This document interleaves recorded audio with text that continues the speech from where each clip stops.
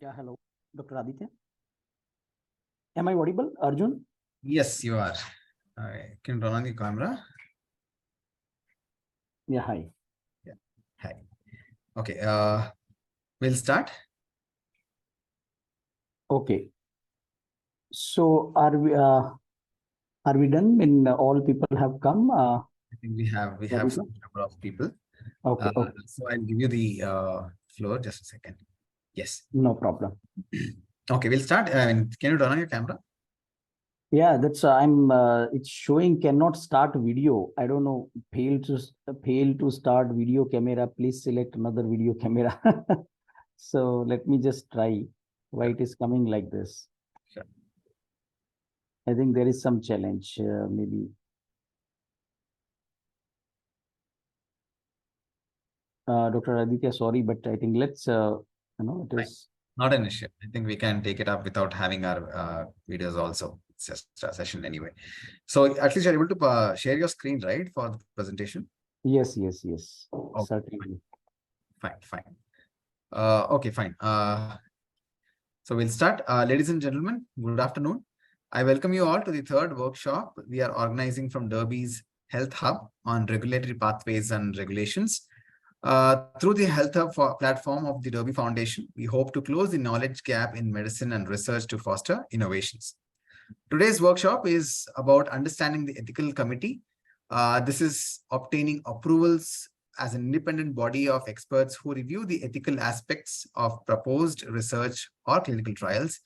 The ethical committee ensures that the participants' right and dignity and welfare are protected, and that the risk of benefits of the research are balanced.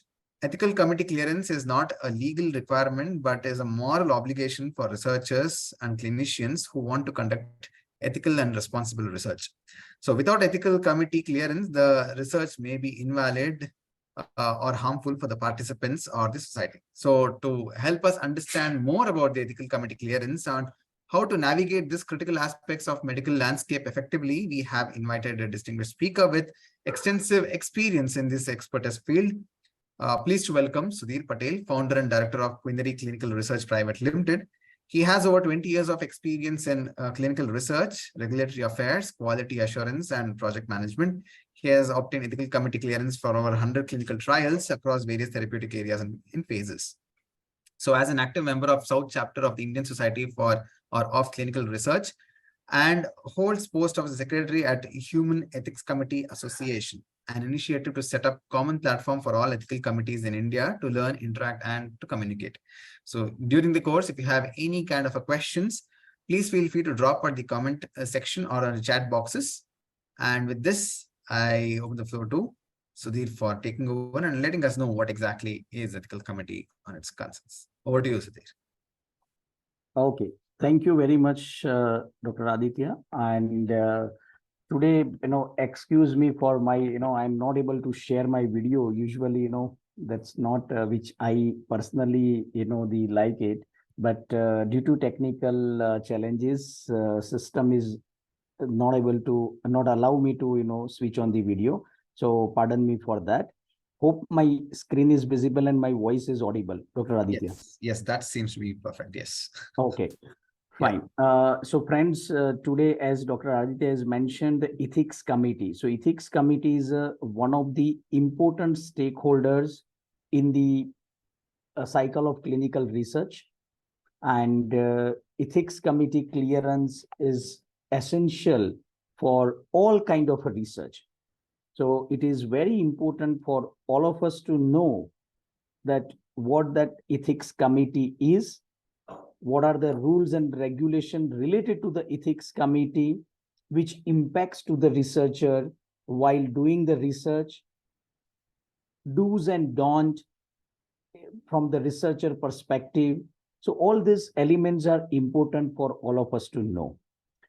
Sometimes what happens, like we as a researcher, we think, okay, ethics committee is not my job, or ethics committee is not related to me. It is a work of ethics committee. Yes, it is a work of the ethics committee. But friends, when we do the research, then we should know about the functioning, about the nature of the work, who is approving our research. Because if any the misfunctioning or any challenges are there in the ethics committee functioning, that will impact directly to your research. So with this, I will take you through the discussions in my today's presentation on these are the certain topics where we will quickly go through this introduction about the EC. What is the importance of the ethics committees? Ethics committee structure in India. It is important to know how the composition will be. Maybe you will not be you will not go in a deeply about the functioning, but at least you should know that what is the composition of the ethics committee, what is the review process directly related to your research which you are submitting. Ethics committee functions, common ethical concerns. When you design your research, common ethical concerns which you have to take care while designing of your research. Study protocol content. When we write the protocol, how the protocol should be. Scientifically sound protocol, we usually say, but how that protocol should be, what all the basic, the content should be there in the protocol. Other expected documents. When you go for the ethics committee submission, what all the documents are expected to be enclosed in the ethics committee while ethics committee submission. Insurance, importance of informed consent, and benefits of the ethics committee. Introduction to the ethics committee clearance. So ethics committee, now in India, you must have heard about institutional ethics committee, and some people are referring independent ethics committee. So ethics committee, in what is institutional, what is independent, for it is important, it is for us, it is important to know. Now, first of all, there is no difference in terms of the functioning of the ethics committee, whether it is an institutional ethics committee or independent ethics committee, both are same for their functioning of the ethics committee. But what is the difference? So institutional, when it is comes, it is associated with the institute, means affiliated with that particular institute. So any hospital ethics committee will be typically known as an institutional ethics committee because it is formed under the institute authority. So that's an institutional ethics committee. Whereas independent ethics committee is not affiliated with any institute, and it has formed as a kind of a association of persons. So group of people have come together and they have formed the ethics committee according to the rules and regulation available. So that kind of a committee is an independent committee, but both committees should be registered under the same rule and both committee will have a same functioning. Now, I will go one step beyond. So I discussed about institutional and independent, but in this also, there is a differentiation in terms of the functioning. There are type of the ethics committee which is categorized according to their function. So one is a clinical trial ethics committee and other is a biomedical research ethics committee. So institutional ethics committee and independent ethics committee, they will also have a subcategory. Some committee might take care of the only clinical trial related part.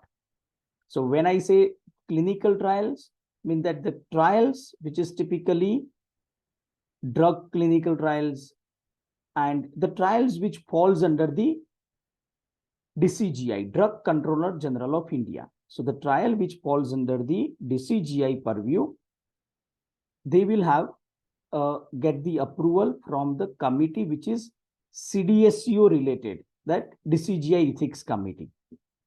And other category is a biomedical research ethics committee, which only takes care of the biomedical research. Now, what is biomedical research? The other than clinical trial, that whatever the scientific research happens, where you try to get more and more information about the disease, about the existing condition, or about the existing doses, maybe you will get a more information, more innovations, which will improve the life of patient. So that kind of a research falls under the biomedical research. For that, there is a ethics committee, and that is a biomedical research ethics committee. Okay, so this is a type according to their function. So first type is according to their affiliation. The other type is according to their function. And now what is the difference in this? So when I am talking about the biomedical research, that ethics committee is registered under Department of Health Research, whereas the clinical trial ethics committee is registered under CDSU department, CDSU related, functioning. So this is how the ethics committee is in the India, like it introduced in the India. So Declaration of Helsinki, and there are ICH-GCP, all these guidelines and regulation, it talks about the ethics committee. So here there are one or two examples for your reference, that the Declaration of Helsinki, you must have heard about DOH, Declaration of Helsinki, the ethical aspects, the ethical principles related document. So it says that the research proposal protocol must be submitted for consideration, comment, guidance, and approval to a research ethics committee before the study begins. This is the thumb rule. So before you start study, you should have a valid ethics committee approval. And this is the ethics committee role, that they review the protocol, guide, they provide their guidance, they provide feedback, they provide comment, and if everything is okay, they provide approval to that research. At the same time, the ICH-GCP, International Conference on Harmonization for Good Clinical Practices, states that a trial should be conducted in compliance with the protocol that has received prior ethics committee, IRB/independent ethics committee approval. Now, friends, here sometimes we get confused with IRB, whether it is an institutional ethics committee, independent ethics committee, or IRB. What is right word? So basically, IRB is generally a Western country use this particular word, IRB, whereas in India, the commonly used word is a IEC, Independent Ethics Committee, or Institutional Ethics Committee. So, but all rules says a same: before you start and begin the research, ethics committee approval should be obtained. What is the importance of the ethics committee clearance? Why ethics committee clearance is required? So simple, make sure everything is done ethically, within reason, of course. So that is the ethics committee is not a committee of kind of a monitoring committee or surveillance committee. No. Ethics committee only takes care of the ethics part, right, safety, and well-being of participant. That is the objective of the ethics committee. They will not go beyond this, or we cannot expect also from beyond this objective. So what is the objective of the ethics committee? Right, safety, and well-being of participant. So there are certain checkpoints or certain issues which can be clarified post while ethics committee review. So what are the points which can be taken care during the ethics committee review? One is ethical integrity. Ensure research is conducted according to the ethical standard. Now the question is, what are the ethical standards? So the ethical standard, the one ethical standard is a respect of the person. What is that? Respect of the person. So that is also ethical standard. Respect of the person means whoever participate in the research, we provide sufficient information to them, comprehensive information to them. And that's how we ensure that we respected who participated. The other ethical standard is beneficence. So you ensure the benefits are there. If the participant participated in the study, then there will be benefit to them. So that also is a second ethical principle or ethical standard. And third is justice. So there should be a justice to the participant. How justice? That, we will not differentiate the people or participants based on their other factors like caste, religious, and other. There will be a straight common criteria for including participants in the study. That is called inclusion-exclusion criteria. So irrespective of their literate, illiterate, male, female, the different factors like caste, religious, we will purely go by the inclusion-exclusion criteria and we select the participants. So justice to all. So this is the ethical integrity which will be taken care by the ethics committee for your research. Legal compliance. In the ethics committee, there will be a legal person also who will take care that the research which has been conducted is legally comply. Participant protection, as I mentioned, right, safety, and well-being. That is the main objective. That is the main objective of the participants related participants protection. Data credibility. Whatever the data is generated, the data has a quality and credibility. Public trust, legal protection. So these are the checkpoints which will be taken care by the ethics committee during their review. So this is the importance of the ethics committee. Ethics committee in India, already we discussed that we have an ethics committee, institutional IRB. Will not, since we have already covered this in first slide, we will skip this.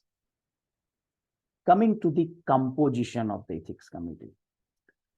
So friends, it is very important for all of you to know that how ethics committee has formed.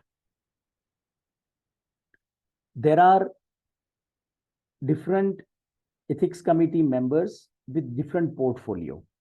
So there will be a chairperson. There will be a member secretary, basic medical scientist, clinician, legal expert, social scientist, and layperson. So these are the members. Minimum 7 members needs to be there to form the ethics committee. Very important point. Minimum 7 members required with this classification to form the ethics committee. One should be chairperson, other member secretary, medical scientist. All that scientific related part will be taken care by the medical scientist member. Clinician, safety related aspects. Safety related aspects will be taken care by the clinician. Legal expert, that legal expert, that legally qualified person who will take care of the legal part of the study. Social scientist, all social aspects will be taken care by the person. And lay person is a lay person, as by the word, the lay person. No relation with, no connect with the research, no connect with scientific part. Lay person coming out from the community who will think for the participant, who will think about community perspective. So we can say other lay person in the other term language is community representative. So this is the ethics committee composition. Now, friends, it is very important.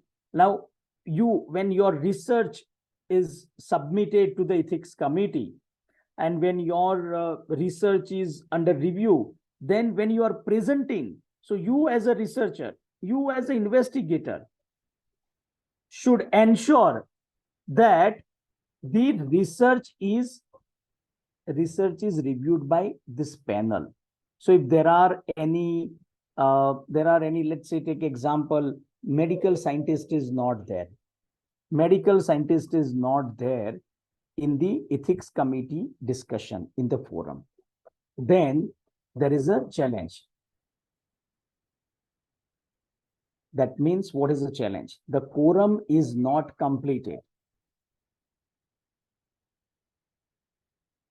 Quorum is not completed. And similarly, the clinicians, one second, sorry.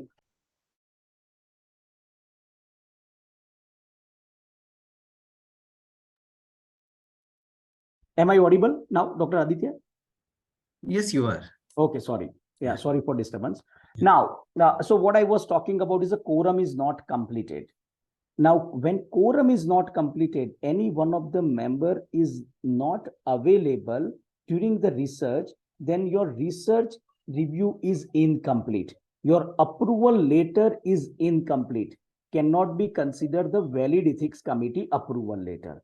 So that is why you as a researcher should ensure that the complete quorum is available while your research is reviewed. And for knowing that, you should be aware of that, what is a quorum. Now, ethics committee functioning. So what is the ethics committee functions? Very not in a the micro level what ethics committee does, but the important aspects which you wanted to know as a researcher. So ethics committee functions, first is a protocol review. Obviously, like whatever the research which you are submitting, they will review that research. So they will, you will submit all the required documents. They will review before meeting. Then there will be a formal discussions, formal meetings will happen, whether it is a physical meeting or virtual meeting, the meeting will happen, and then they provide their view on that particular research, either in written format, or maybe the information will come to you, you will make the changes, and then there will be approval. There is a possibility there is no comments as well. So protocol review. Informed consent. Ethics committee requires informed consent, and informed consent, when you are submitting, then it should be along with the local language informed consent. If you are targeting the local population in your study, then English informed consent along with the local informed consent is also required. Ongoing monitoring. Ongoing monitoring. So one time they approve your research, but later, one time they approve, but later what? So later also they will do the ongoing monitoring with the safety perspective. So how they will do the ongoing monitoring? Physical or virtual, or is there any other way? So there are different ways. One is you as a researcher will submit them progress report. So you are investigator. It is your responsibility to submit them the progress report about your study, about the study which has been approved by them, and they will review that. That is a part of the ongoing monitoring. Other way of ongoing monitoring is a physical monitoring visit, physical on site. So they will come on site and they will visit and they will review. Risk benefit assessment.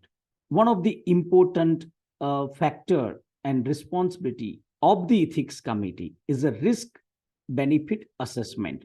Now, what is risk benefit assessment? So whenever you do research, there is always a risk associated, and there is always a benefit associated. It is a responsibility of both you as a researcher as well as the ethics committee to assess the risk is less compared to the benefits. And that's how. So is there any tool available to measure that? No, there is no tool. There is no quantitative method. So all that methods based on the evidences, experience, qualifications, data available, ethics committee has to judge that the risk is more or benefits are more. Confidentiality. Confidentiality is one of the important aspects where we all, you as a researcher, we as ethics committee, everyone should ensure that the confidentiality of the participants maintained. And how to ensure that confidentiality agreement? So you as a researcher are signed the confidentiality agreement. Ethics committee also signs the confidentiality agreement. And everyone ensures that the participants participating in the study are protected. Their rights, their well-being, their everything is protected by the stakeholders. Legal and ethical compliance. Legal and ethical compliance. So verifying that the research complies with the laws. And friends, this is a very important aspect where we all should know the land of law when we are doing the research. Today, I was just interacting with one of the CRO, and that CRO person was like, they were asking, like, they were also researcher. So they were asking, what all the documents are required for ethics committee submission? So we listed, like, these are the documents. And then one of the document was training certificate, the GCP training certificate, the rules and regulation, whichever is there in country, that training of that certificate. Now their question was, is this document mandatory, the certificates? Because our investigator does not have that in certificate.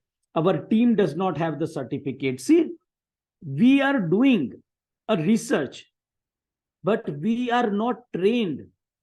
So they were asking, like, is qualification and experience does not suffice? Answer is big no. See, qualification makes you eligible for doing the research. But this land of law says how to do the research. What are the precautions? What are the steps to be followed while doing the research? So it is very essential that you all should be trained on the GCP, Good Clinical Practices guideline. You all should be trained on the Indian Council of Medical Research guideline, New Drug Clinical Trial Regulation, the document, and training of that training certificate is essential. So legal and ethical compliance. So whenever you do a ethics committee submission, you have to submit the documents which is related to the training. Common ethical concerns. What are the common ethical issues which we come across as a researcher? So what are that? Participant welfare. The main one is a welfare of the participant, because whenever you get involved the participants, that research, there you have to ensure the welfare of the participants. The informed consent. We always say that when the informed consent is completed, then half done. Your research is half done. So appropriate execution of the informed consent document is equivalent to half done of the study. And now what is informed consent? Informed consent is the document which goes to the participant, and it says participant that what is the study What is the role? What is the responsibility of the investigator? What is the responsibility of the patient? What are the benefits? What are the risks? Everything will be mentioned in the informed consent. And one more important point is it will be written in a layman language, which can be understood by the participant. So if participant is like local language, so it will be written in the local language to ensure that there is no technicality and technical jargons included in the ICF. It will be most simpler way it will be presented. Privacy and confidentiality, already we discussed, but that is one of the important ethical concerns. Concern is we need to ensure their privacy and confidentiality. Scientific integrity. Now, how come that scientific integrity comes? It starts with the writing of the protocol. When we write the protocol, we need to ensure that the protocol is written scientifically sound. Now, how to write the scientifically sound protocol? Maybe I will discuss little more in my subsequent PPT as well. So that is a scientific integrity. Bias and conflicts of interest. Conflict of interest. This is also one of the essential aspects. Conflict of interest. Now, what is the meaning of conflict of interest? COI. Conflict of interest is when the primary interest is compromised with the secondary interest. That is called conflict of interest. Now, what is a primary interest? Let's say you as a researcher, your primary interest will be to conduct the study in a with the scientific sound protocol, to ensure the participants' safety, to ensure the privacy and confidentiality of the participants. These are your primary objective. When they compromised with secondary objective may be your commercial interest, financial interest, positional interest, political interest. If these are the secondary, if any secondary things are there, and if it secondary, because of this secondary interest, if the primary interest is compromised, there is a conflict of interest. So we need to ensure there is no conflict of interest. Let's take example that you are a researcher and your guide is a chairperson of the ethics committee. There is a conflict of interest. So when your research is placed on the table for review, your guide should not be a part of the ethics committee. Social and cultural sensitivity. So whenever we do research, we should not see only like benefit of ours. We always have to see the benefit of the community, benefit of the participants. So for benefit of many, you cannot explore the one person under the risk. That is also there. So you need to see the social and cultural sensitivity. So like you cannot, the religious things. So whenever there is a religious, you cannot ignore that as well for doing your research. So these are the all common ethical concerns which we have to ensure. The role of ethics committee in mitigating these all concerns. How that ethics committee plays a role for mitigating all these concerns. Ethics committee plays a pivotal role. How they assess and evaluate the potential ethical issues, provide recommendations. Through their scrutiny and oversight, ethics committees contribute to protection of participant welfare, data privacy, and overall ethical integrity. Already we have seen that importance of the ethics committee. I keep on talking about the study protocol, scientific design, scientific sound protocol, but how you can make that scientifically sound protocol? How you can make that scientifically sound protocol? So with these are the all bullet points which we have to ensure while designing the protocol. There should be an appropriate background. Why are we doing this research? What is the need of this research? Maybe we need to provide the background of that. Objective. What is the objective of this doing this research? Means primary objective, secondary objective. We need to mention. Study design, that how that study will be designed, the methodology for doing the conduct of the study. Eligibility criteria. Eligibility criteria is inclusion criteria, exclusion criteria, protocol number and version number. Now, protocol number and version number is something identity of your protocol. Means if you want to identify the protocol, there should be a proper identity. So today you have a version 1. Tomorrow when you update, then it is a version 2. So the protocol number, version number is also important. Duration of the study, how long this study will run, benefit risk assessment, consent procedure, statistical plan. This is like sometimes the question comes, how many patients to be we can write in the protocol, how many studies to be performed on how many subject population. That we can't decide randomly. There should be an appropriate statistical justification.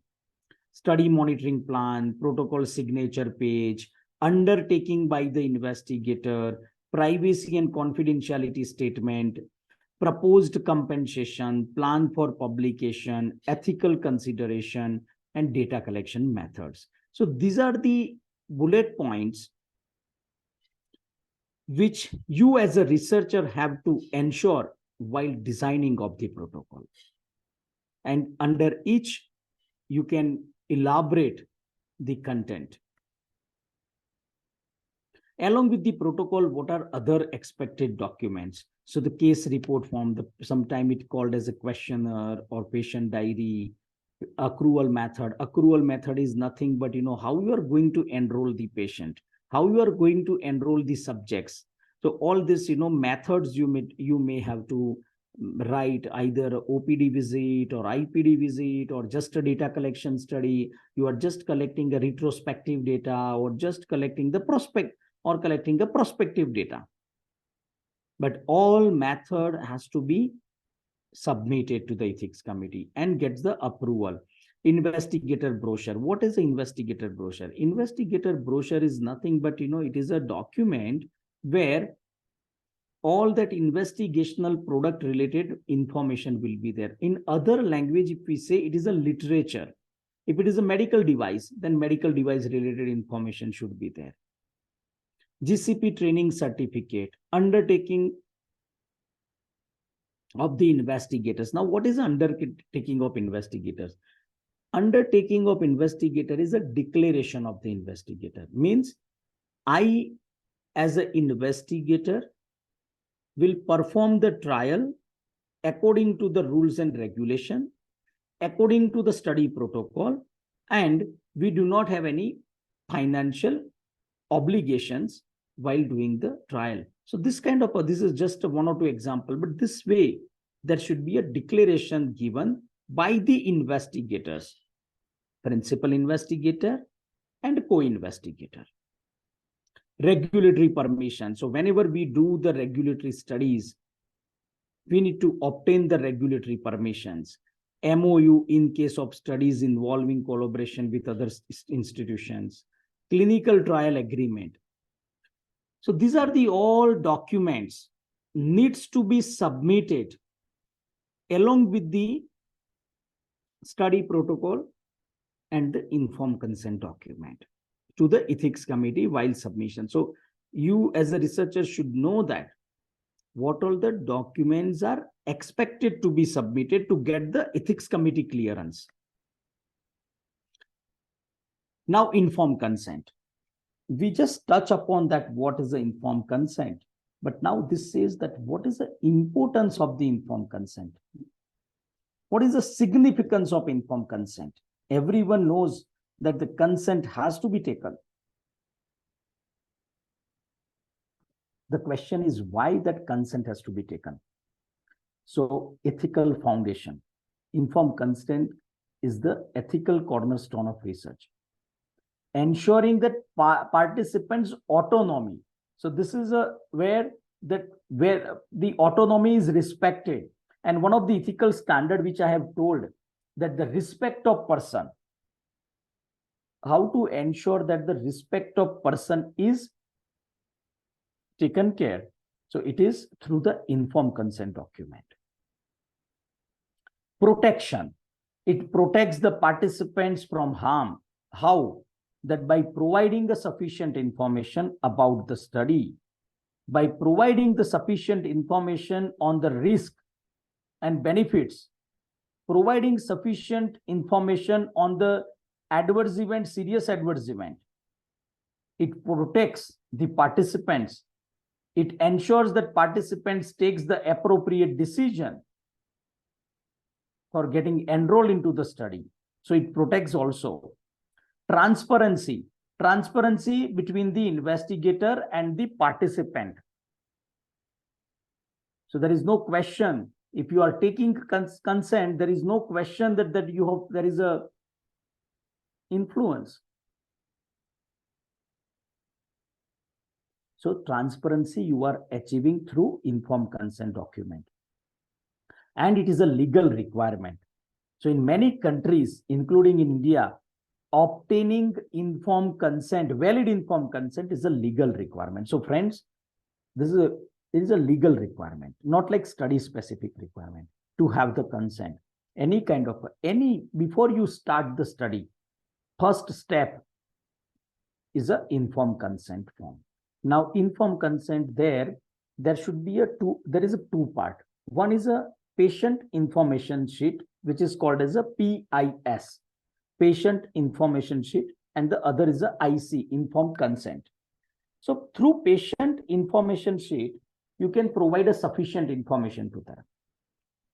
And suppose that you can get it signed and vetted by the investigator as well as the participants as an informed consent. So this is an informed consent where one original document will be written with us and the other copy will be handed over to the patient. Insurance. Now, this insurance is also one of the important aspect which you as a researcher has to take care. Now, you will be thinking, what is the role of insurance in the research we do? So first is your research has to be protected. You as a researcher also has to be protected.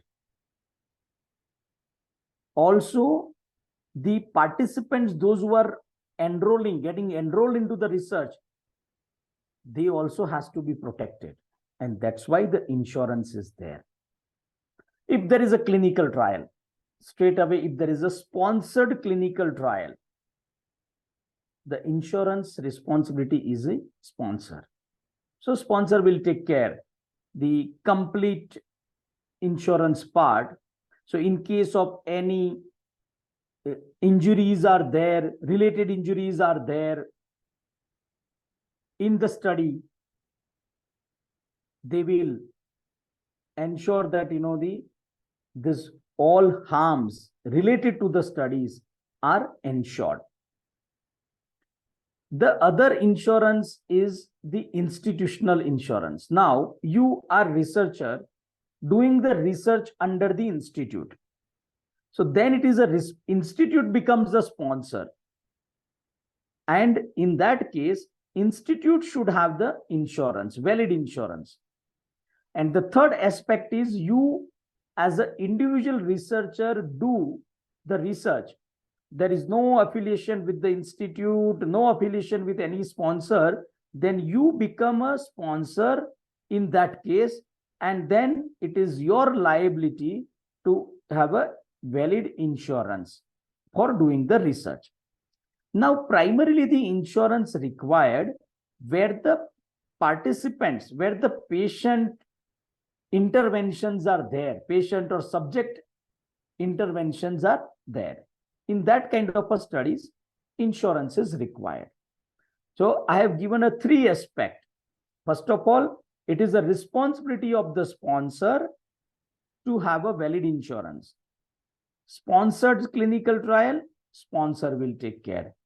Institutional research, institute will become a sponsor, and they have to provide a coverage of the insurance. But when you do alone in your individual capacity, then you will become a sponsor and you have to ensure.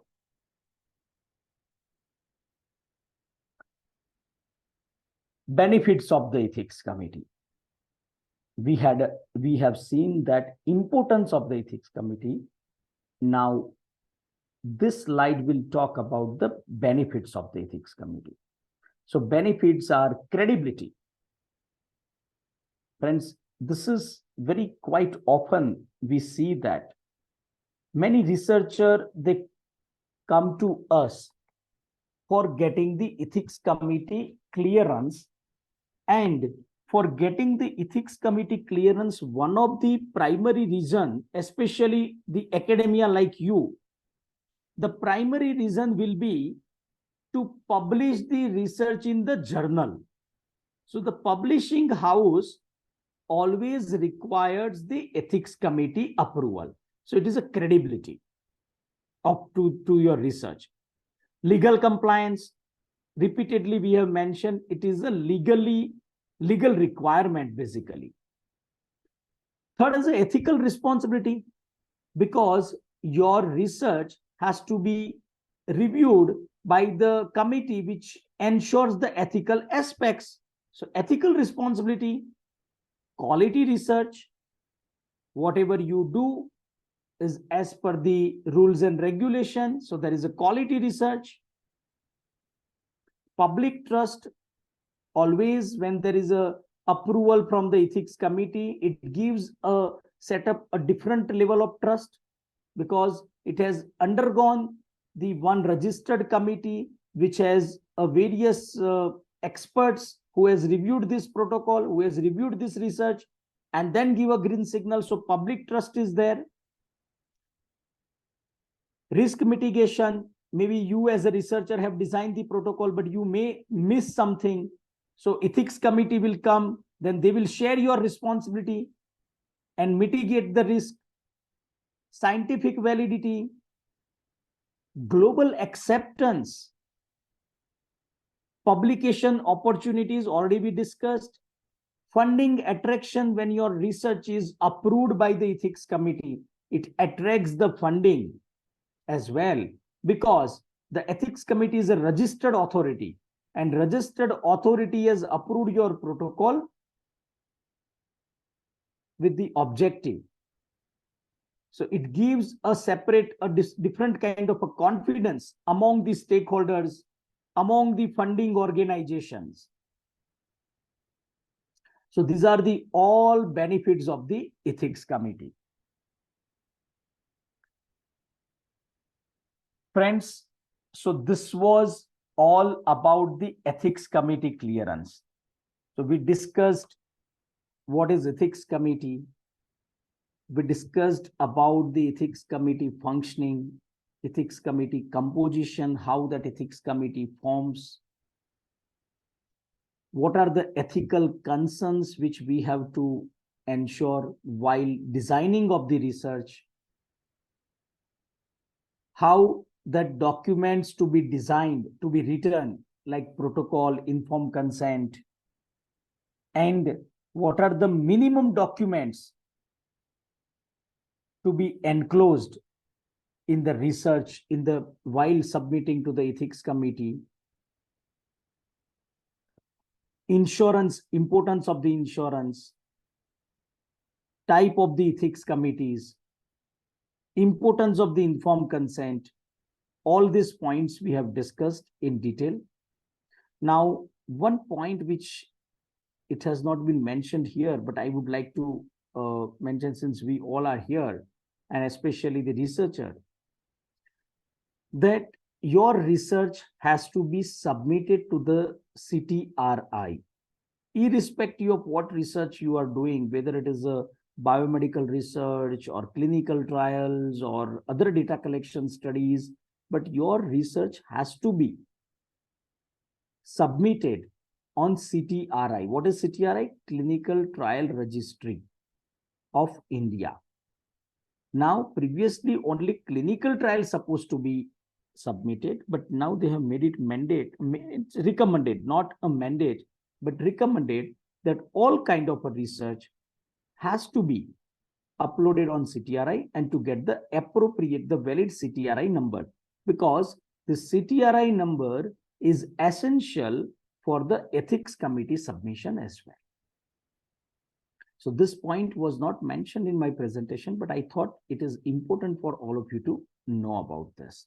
So with this, I am done of my presentation. Now the floor is open if you have any question. Dr. Aditya. Yes, thank you, Sudhir, for this presentation. Any questions from the participants? I'd like to have 1 or 2 questions. Please feel free to ask any questions regarding any of the topic which we have discussed so far. Just to mention, this is the third one of the sessions which we have been participating in. We had already completed 2 parts of the same session. Both of them are available in other social media platforms such as LinkedIn. And you can always go back and have a look at what exactly it is. First one was more about regulatory pathway. Second was more about regulatory pathway in details and trying to understand the regulatory clearance and its acceptance in its validity. So these are the 3 set of topics which we have actually covered in this series of workshop. We look forward to more such workshops in the near future. So any questions regarding ethical committee clearance as of today, we'll be happy to take and probably ask Sudhir for relevant information. Anybody?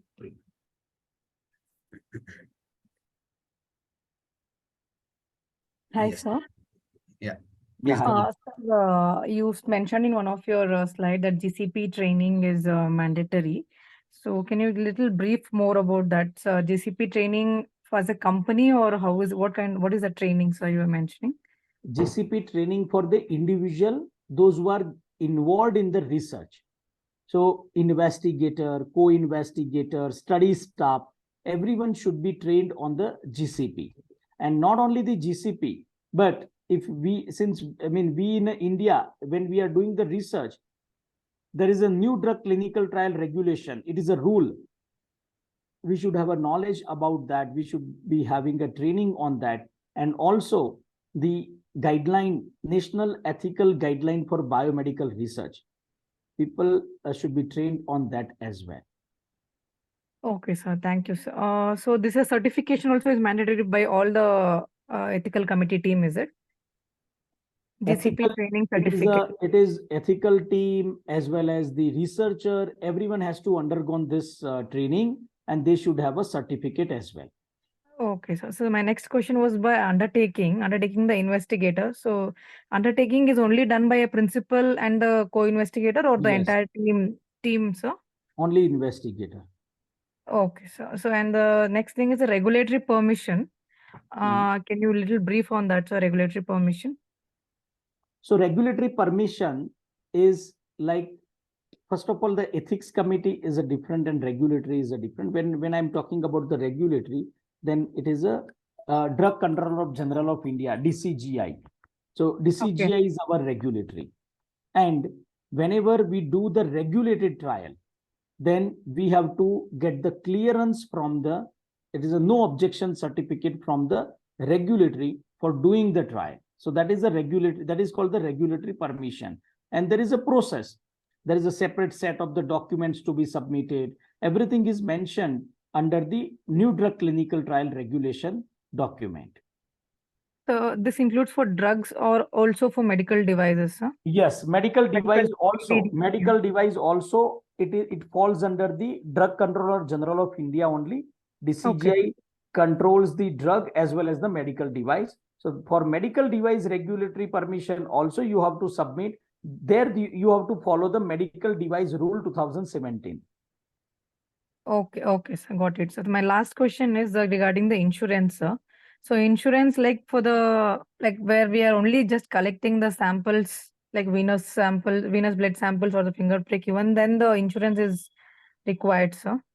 Basically, the insurance is not something which is a mandatory requirement, but it is a recommended requirement. So here, always it is a call of investigator, I can say, that whether here what kind of a risk is anticipated. Okay, now obviously you are giving a drug, the more risk is involved. If you are doing some kind of a intervention, then the risk is involved. If there is no intervention involved, the risk is less. So depends on the risk. You Risk take, level. Okay, yeah, sir. risk level, you take a call. So obviously, like, in every insurance, we go by the risk level, right? Correct, sir. Correct, sir. Yeah. Got it, sir. Thank you, sir. I think Rupa Ashwath, right? Yes, sir. Yes, sir. Okay, Rupa. okay. Hi. Yes. Hi. Yeah. The session was really helpful, sir. It cleared a Thank lot of. you. Thank you very much. Thank you, sir. Any So other one question? last Yeah. question No, no, please, regarding please. No problem. regulatory permission. Like since you're like we are collecting our samples will be mostly in the field or campus. I mean camps organized by the government or something like that. So in that case, informed consent. How should we go with the informed consents? No? It's the same procedure. Like we can draft our own informed consents, like you mentioned, the patient informed sheet and the informed consent, and individually will explain the process and risk and everything involved and take their informed consent. That's the procedure we're supposed to follow, right, sir? Correct, correct, correct. Okay, sir. So, and Yeah. for this kind of clinical trials, we have to still apply for SEDESCO and get the permission, sir. Yes, yes, yes, yes. Correct. Okay, okay, sir. Fine. It's clear, sir. That's all from my end, sir. Thank you, sir. Okay, welcome. Okay. So, I mean, anytime you can reach out to us, Dr. Aditya, if in future also, if any other questions are there, or maybe individually also, if they have any question, if they want to reach out to us, they are feel free to do that. So with that, I am done, Dr. Aditya. So thank you very much for this session once again. And we are looking forward to have, the such kind of a sessions.